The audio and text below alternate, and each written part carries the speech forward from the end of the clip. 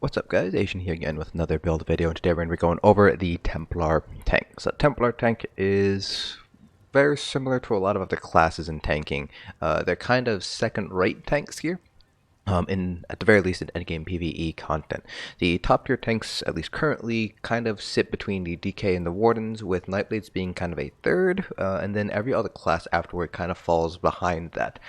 Templar tanks are still fairly strong. They do have a source of stamina return while blocking. They have power of delight. They have their own personal shield. But generally speaking, in terms of utility, they don't really bring that much to the table. The only thing they really bring would be something like minor sorcery. However, Magicka Templars are still somewhat useful as Magicka DPS, and at the very least a Templar healer would also be able to provide minor sorcery, and so a Templar tank doesn't really bring anything new to the table that you can't get from a Templar in one of the other two roles. Hence why Templar tanks are kind of not as good compared to something like a Dragon Knight, a Warden, or a Nightblade tank. But nonetheless, Templar tanks are still more than capable of clearing all content in the game. So, just like the rest of our build videos, we're going over gear, skills, attributes, basically everything you need to know to recreate this build yourself. As a support role, we'll be going over in depth a lot of the different skills and abilities, I should say skills and sets that you need to really have on hand in order to kind of adapt to the fight at hand, whether that's a different type of fight in a different trial or just a different strategy that your raid lead might want to try out one night. So we will be going over a lot of those, and then because we're a support role, we don't do a DPS parse. Instead, we'll be talking about how a Templar tank differs from other classes, what makes them unique, as well as kind of the general advice that I give towards tanking, the general philosophy behind tanking in ESO. So without further ado, let's go ahead and get started here first with our gear. So this is just one of many different possible setups here for a tank, and we will be going over all the different sets that I would recommend you have on hand as a tank. Starting off with the Monster Helm set, we're going with Symphony of Blades, which is a very strong support set here for your DPS, mainly because it returns resources back. This allows your DPS to basically run a light attack rotation a little bit longer, which will overall increase DPS. The less heavy attacks they have to do, the more DPS they will be able to do.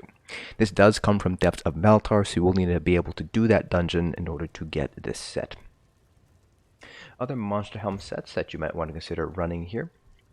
First one here is going to be, let's see here, Lord Warden, which is a classic Monster Helm set to run on the tank. This basically provides spell and physical resistance to you and everybody within 8 meters of you. It's actually a fairly large bonus to your resistances, and it does stack with Major and Major Ward and Major Resolve, so really powerful to help out overall survivability, which could be useful if a hit would normally kill your DPS, but with Lord Warden it doesn't. That just overall increases DPS, because now you don't have to waste time rezzing them. Bloodspawn is probably the only full Monster Helm set that you can get on the base game right now, so whenever you take damage you have a chance to generate 14 ultimate and increase your physical and spell resistance. You will not be running this for the physical and spell resistance bonus. The uptime is just pretty mediocre, it's not very dependable. Instead you'll be using this to get the burst of ultimate. This basically allows you to get faster Warhorn uptimes, which in turn increases your major force uptime. This increases your overall group DPS. Next we have Thurvokun, which provides an AoE minor maim. Templars actually don't have a native source of AoE minor maim, and so Thurvokun is the only way to grab an AoE source of minor maim, which is very useful in trash fights to lower the incoming damage to your DPS, very similar to Lord Warden. If using minor maim allows your DPS to survive, it will increase group DPS, because your DPS are going to be alive to DPS rather than just sleeping on the ground. Next we have Vycosa, so whenever you bash an enemy that you've taunted, you frighten them with a deafening howl, applying major maim to them for 3 seconds. This effect can occur once every 15 seconds. This is an incredibly powerful debuff major maim here, which is normally obtained through something like Solar Prison or some other ultimate ability. So the ability to basically decide when to apply major maim to an enemy is very powerful. Yes, it only lasts for 3 seconds, and you can only do it every 15 seconds, but the ability to choose when you want to major maim is very important, and being able to know the mechanics and know what can be mitigated is also a large part of knowing how effective Vycosa can be. So for example, in Asylum, major maim would affect the fireballs that are shot out by Saint Ohms in Execute. and that'll overall increase group DPS. It's a very powerful tool to have on hand for progression groups, so I would recommend trying to pick up Icosa if you are progressing through content. Next, as a selfish set, we have Stonekeeper. So whenever you block an attack, you gain an energy charge stack up to 1 stack per second, and when you gain 6 charges, you release the energy, restoring 5350 stamina and magicka, and healing for 5564 in this case, but base is 5350.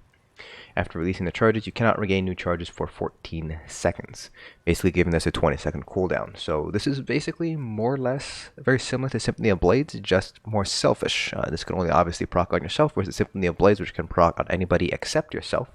And this is a very, very powerful sustain tool here if you're able to get those stacks per second. If you can get it on a 20-second cooldown, this is a very good source of sustain.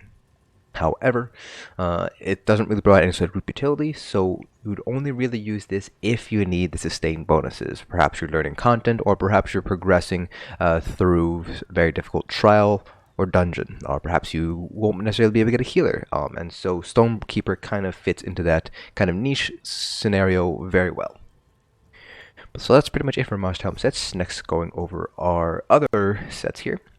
First, it's going to be Ebon Armory, which is a base game set from Crypt of Hearts. This increases max health by 1000 for you and up to 11 other people within 28 meters of you.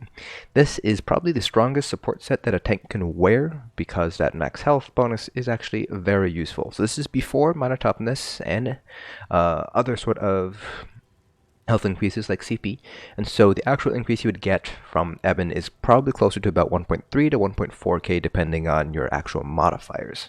This basically gives your DPS more health, which allows them to survive potentially otherwise would be one-shots, and it allows them to more or less just devote more time and effort and resources toward actual DPSing compared to just kind of putting some points into health here.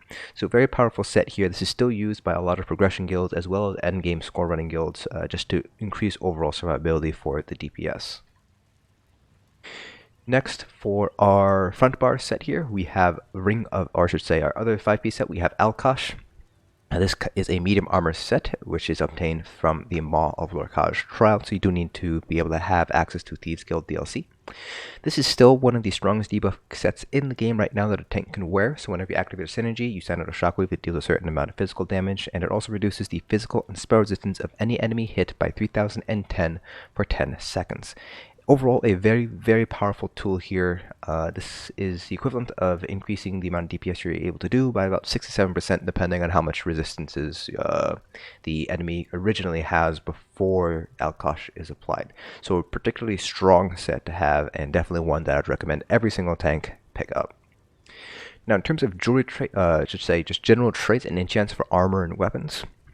For armor, you kind of have a couple of different potential options here. I personally like Infused on my large pieces and Sturdy on my small pieces. However, you could go all Sturdy if you would prefer. It's kind of up to you how you want to deal with that there. I would recommend going with prismatic enchant on all of your large pieces and then use your small pieces to kind of figure out how you want to distribute them. Some people like to do all prismatics across the board. Kind of up to you if you want to do that or not. I personally prefer kind of using my small pieces to kind of fine-tune the actual resources I need. My go-to is generally max health, but you can also do something like max magicka or max stamina.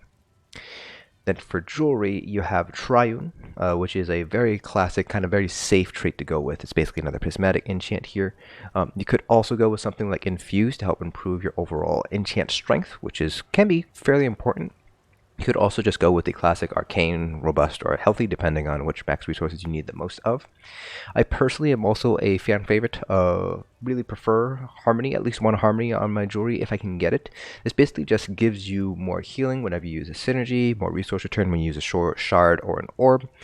So pretty nice trait here, but it's not very popular or common in endgame communities. I just personally like to have that little bit of additional resource return whenever I use an orb or a shard.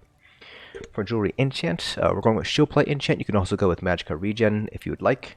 Depends on kind of how you want to play around with this. For example, if you're going all sturdy, then you might not need shield plate enchant. You might be able to swap one of these out with a magicka regen glyph.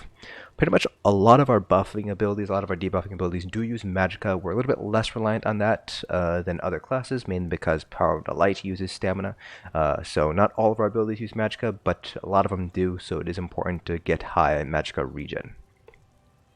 For armor, for our sword and board bar, I like to have sturdy on my shield as well as prismatic enchant. And then for our weapon, enchant-wise, you pretty much have the luxury of choosing whatever enchant you want. Hardening, weakening, absorb stam, absorb health, absorb magicka. All of them are fine options. This is mainly because one-handed enchants are pretty weak, so it doesn't really matter which one you choose.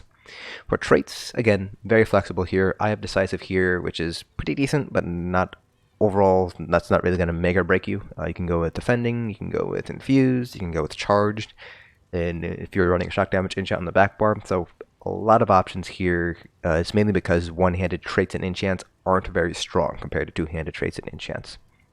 And for our back bar, I'm running the ice staff here. You can also run a lightning staff, a bow, or just double sword and board if you'd like. But you will always want to go infused with either a crusher enchant or a shock damage enchant, depending on whether your other healer, your healers or your other tank is running which enchant. So for example, if your healers are running crusher instead of shock, you want to run shock instead. Ice staff is great for additional defensive capabilities. You basically are able to block a little bit more with an ice staff compared to any other sort of weapon. Lightning staff is there to help with off-bounce uptime through lightning blockade, and then the bow is there for the increased damage potential. If you want to, you can do double sword and board, but you would give up the stronger two-handed enchant if you decide to go that route. Now in terms of other sets that you're going to want to pick up, we'll start off with dungeon sets and move our way to overland and then trial sets. So for dungeon sets, starting from the top and working our way down, not that many outside of Ebon Armory that you should pick up. Leeching Plate is one that I like to mention here because it's very good for sort of trash pulls where you basically want to stay alive. Basically has a chance to deal poison damage every second for 5 seconds, and it also heals you for 100% of the damage done. So pretty strong in terms of self-heal. Very good if you want to basically stay alive. It provides no group utility whatsoever, so it's not very popular, but if you're learning something like Black Rose Prison or any other sort of format content with trash, Leeching Plate might be useful if you find yourself dying very often. Next we have Jailer's Tenacity, which is another sort of selfish set here, which grants you major vitality whenever you lose 7,000 or more health from a single attack. Not very useful, but it does have some niche uses. So for example, Cloud Rest to combat Baneful Mark, and Sunspire, pretty much if you're tanking the dragons, most of their damage abilities will do 7,000 or more health in a single attack. So that'll give you that major vitality bonus to basically give yourself a little bit more healing received from outside sources. Very selfish, so not very useful in terms of group utility. And next we have Dragon's Defilement, which is a new set from Lair of Marsalok here. You're probably not going to use this as a Templar, but it is still very useful because it is great for an AoE Minor Fracture, Minor Breach. Really strong in trash pulls. It does basically lets you just kind of sit there. You do have to take melee damage, so it can't just be all archers or mages, but it does provide a really nice sort of utility here with the Minor Fracture, Minor Breach. You don't have to go around Powerful Light, using Powerful Light on every single ad if you're running Dragon's Defilement. There are other dungeon sets that I do want to mention here. They're both light and medium. So under the light armor set, you will want to try to pick up, I can find it, Worm's Raiment, which reduces the cost of magic abilities by 4% for you and up to 11 other group members. Only usable if you have magic DPS. If you're running all stam, then obviously you shouldn't be running Worm. And then the other set is going to be the medium armor set, Hircine's Veneer, which is basically the stamina version of Worm, so reduces the cost of stamina abilities by 4%. Basically the exact polar opposite of Worm. If you have a lot of stamina DPS, this is very strong. If you have a lot of magic DPS, this is very weak. Both Worm and Hircine's are not heavy armor sets, so you will need to get the jewelry and the weapons if you want to run them. While it is possible to do a light armor tank or a medium armor tank, it's generally not recommended to do so unless you're very highly experienced. Next, for overland sets, there are a handful of pretty decent overland sets here. So first, starting with heavy overland sets, right from the top again and working our way down. You have Plague Doctor, which is pretty much the stereotypical tank set, just gives you a bunch of health. Very good if you're learning content or progressing through content, but once you kind of learn the mechanics and kind of know what you can avoid, what you can survive, it's overall not very useful, mainly because you're not really providing any sort of group utility. We have Akaviri Dragonguard, which reduces the cost of your ultimates by 15%. Again, very similar to Bloodspawn, basically reduces the time between Warhorns, which increases your major force uptime, giving you greater DPS. I do also want to mention Livewire here for an AoE concussion, which is required for off-balance, so this is very good to maintain off-balance in trash pulls. But beyond that, not particularly useful. In terms of overland sets, there is one light armor overland set that I would recommend looking into picking up. And that one is going to be Way of Martial Knowledge, which comes from Kraglorn. So while your stamina is below 50%, your light attacks cause the enemy to take 8% additional damage for 5 seconds. This effect can occur once every 8 seconds, effectively giving you 5% additional damage if you're able to proc this on cooldown. Now the proc condition is fairly unique. You keep to maintain your stamina below 50%, so it can be a little bit challenging to do that, but if you're able to consistently maintain this effect does stack with minor vulnerability and major vulnerability and other sources of damage taking debuffs, so this does become fairly strong and fairly useful. Now it's not always going to be placed on a tank, sometimes it's placed on a healer, but it is a set that you do want to pick up just in case you want to run this on a tank. And finally, in terms of trial sets, there's really only one heavy armor trial set that I would recommend picking up, and that would be Claw of Yolnahkriin, which is the only source of minor courage in the game. Minor courage equates to roughly a 2% to 2.5% increase in DPS. It would depend on what your starting weapon and spell damage is prior to minor courage, so it is still a pretty nice buff here. It is, again, the only source of minor courage in the game, so you definitely want to have this on at least one tank. You can go with the perfect or non-perfect version. It really depends on whether you're able to clear Veteran Sunspire. So if you're not able to get Veteran Sunspire down, you can just run the normal version. It's perfectly fine. You just lose that max health on the 5-piece bonus there. But beyond that, there really aren't any other sets that I'd recommend picking up here in terms of trial sets. Not all of them are very good. It's only really just Alkosh and Yolnahkriin. Moving on to our character sheet. We are playing as a Nord. Nords are going to be one of the better races when it comes to tanking. They get max health and max stamina, plus they get 3960 additional resistances across the board, spell and physical, plus they get some additional ultimate back whenever they take damage. Other good races would be Imperials, which get max stamina, max health, 3% cost reduction on all abilities, and 333 magic health and stamina back whenever they deal damage. And Argonians, which get 8% additional healing done, improving your self-heals, max health, max magicka, and 4,000 magicka health and stamina back whenever they drink a potion. Basically turning your tri-potions into, basically, you can recharge most of your stats with a tri-potion. But in general, race doesn't actually play as big a role into your overall effectiveness as a tank as it would like on a DPS or on a healer. And that's mainly because tanking, the key to success behind tanking is not necessarily your traits or anything. It's more about learning to fight and controlling the flow of the fight. So those of you guys who watch my streams, you guys know that I play a Dark Elf tank, and so I'm able to clear pretty much all the content in the game right now on a Dark Elf tank. So really, doesn't really matter what race you choose as a tank, but obviously there are a couple of races that are recognized as being a little bit more useful. For attributes, this is going to depend on your race. So for example, Nords get a certain amount of health, Imperials get a little bit more health. If you're a Dark Elf like me, you don't get any health, so I would have to put more points into health. So the general rule of thumb is going to be try to hit about 35k max health before Ebon, before Ebon, before toughness if you can. And then try to get 20k max magicka and max stamina, again, before things like Warhorns or anything like that. You definitely want to hit at least 35k here. You can tank a little bit lower. I've tanked with as low as 33k max health before Ebon and before toughness, but that's really more for kind of more experienced tanks. You generally want to hit about 35k health or so. For Mundus, we're sticking with the Atronach here for the magicka regen. Again, a lot of our buffing skills and our shield skills and other sort of skills do use magicka, so we just want to make sure we have enough magicka here, so we do use the Atronach. But in terms of other Mundus stones, you kind of have some flexibility there. Then we are running Tristat food, which is purple food, so max health, max magicka, max stamina for increases in stats across the board.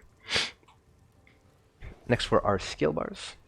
Starting off with our front bar here, this is a Stoneborn bar. We have Pierce Armor, Heroic Slash, Honor of the Dead is our self-heal, or one of our potential self-heals, but you can flex this out. Radiant Ward, this is our shielding ability. Power of Light, Reviving Barrier. These two abilities here are flex spots. Power of Light in case you have a Templar healer, which can run that for you. And Honor of the Dead, because there might be some other self-heals you might want to run instead of Honor of the Dead. Then our back bar, so I do have a staff back bar just to keep that in mind. Inner Rage, Balance, Blockade of Frost, Restoring Focus, and Extended Ritual. Next we have Aggressive Warhorn as our ultimate. So in the back here, I would argue that none of these are really flex spots. You do want to try to keep and maintain Extended Ritual for not just the heal, but also the purge, the self-purge that it provides. It's fairly expensive. It's 4.5 K max magicka, compared to something like Efficient Purge, which is a little bit less, I should say about the same, but it doesn't remove quite as much.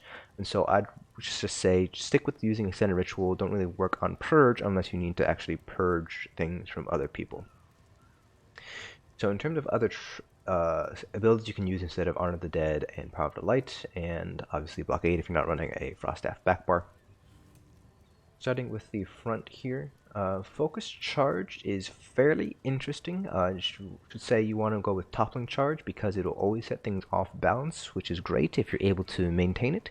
But there are other ways to get off balance that are a little bit easier than just running Toppling Charge here, but it is an interesting ability option to choose. Blazing Spear is one option here, or the other Morph Luminous Shards for the additional Holy Shard synergy, which might be useful to give resources back to the group, but your healers should be getting that covered. Besides that, you might want to run Orbs instead, which are going to give you a little bit of healing rather than just raw damage. For the Dawn's Wrath, Solar Prison is a pretty decent ultimate to use. It does apply that major maim to everything, and it provides a damage synergy as well, so overall pretty useful. Beyond that, though, none of the other abilities are particularly useful. Then Restoring Light. Hasty Prayer is going to be a guaranteed self-heal, which is pretty weak. So one of the downsides of running a Templar tank is that most of your self-heals are scale off of max magic and spell damage rather than max health like Green Dragonblood. So they're not very strong compared to Green Dragonbloods. You can see here 5680 health compared to our 36k max health, which is just a little less than 1/6 of our max health. So not that great. That's only about 16% of our max health. Not that great. But Hasty Prayer will be guaranteed to heal you versus Honor of the Dead, which might not heal you yourself, or Wounded Ally versus Hasty Prayer, which is you and nearby allies. So you can pick your poison. Hasty Prayer is going to be more expensive than Honor of the Dead, so keep that in mind. Then we have Repentance, which is really great for any fights with trash pulls to help maintain your stamina here. Really, really great here. It also heals you and your other allies, so can be used as a self-heal if you can consistently get corpses out. And that's kind of the downside of running Repentance. You need to be able to get corpses. We want to talk about Extended Ritual, and then Restoring Focus for the additional stamina that you get back. If you need to, you can run Absorb Missile or Defensive Stance. I'd personally like Defensive Stance a little bit better, but Absorb Missile might be a decent option depending on whether you need to heal or you just want to directly reflect things. Then if you're using a bow, you're going to want to use Endless Hail to get the damage as well as the enchants procs going. Under the heavy armor line, the active skill here on Immovable is actually pretty decent, the Immovable Morph here. It does increase the amount of damage you're able to block by up to 35%. Each piece of heavy armor increases it by 5%, but it also increases the potency of the snare by 5% as well. So if you use 7 heavy armor, then you will have 100% snare, which basically means you can't move unless you are using something like roll dodging. So just keep that in mind if you want to use Immovable. Under the Fighter's Guild line, make sure to keep a hand on Ring of Preservation here for the minor protection, which is great in certain scenarios when people are stacked up for executes, for example.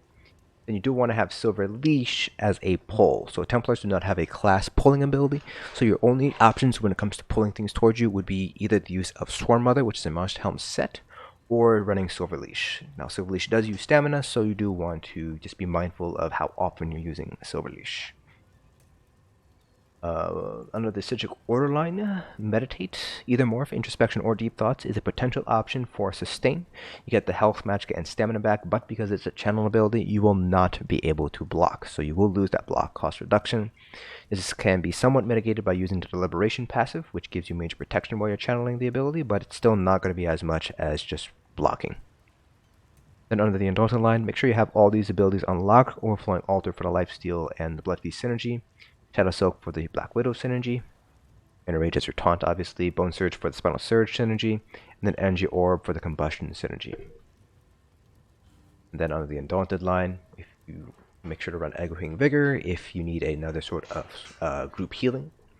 And then support line, Efficient Purge for the group cleanse. So don't run it if you need the personal cleanse, run Extended Ritual if you just need a personal cleanse, otherwise you would be running Efficient Purge instead. Finally, our champion points. CP cap's not changed at all. They haven't done anything with CPs yet, so it is still 8 to 10 as the CP cap, giving 270 CPs across each of the different colors. For our green CPs, just want to get 100 Arcanist. That's just to get that magical regen going.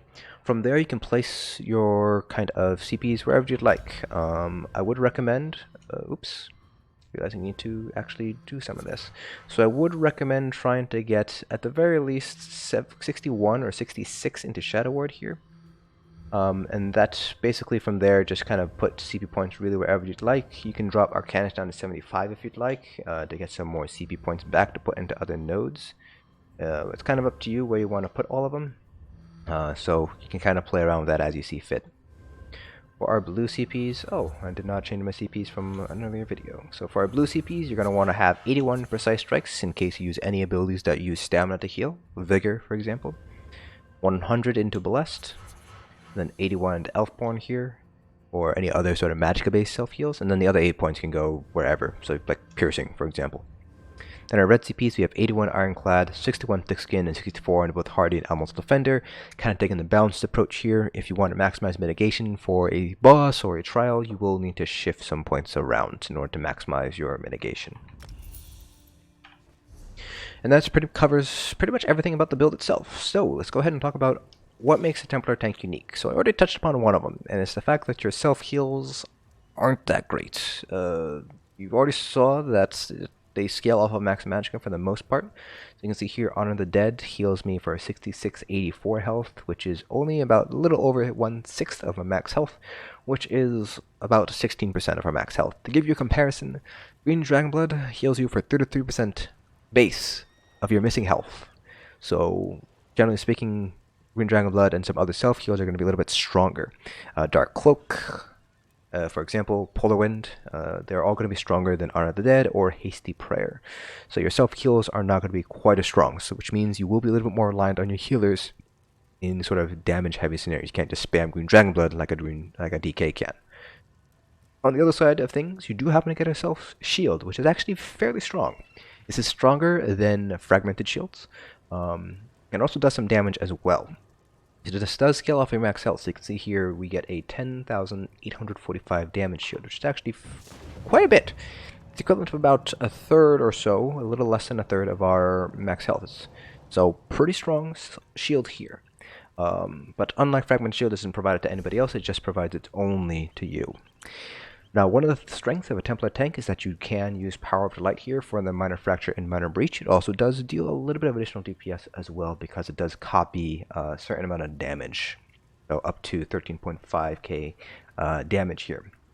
So really useful if you don't have any other source of Minor Fracture, Minor Breach. So if you're running something like a Templar Healer or maybe a Stamina Templar DPS, then you're not going to be running Power of Delight, you'll be swapping this out with something else.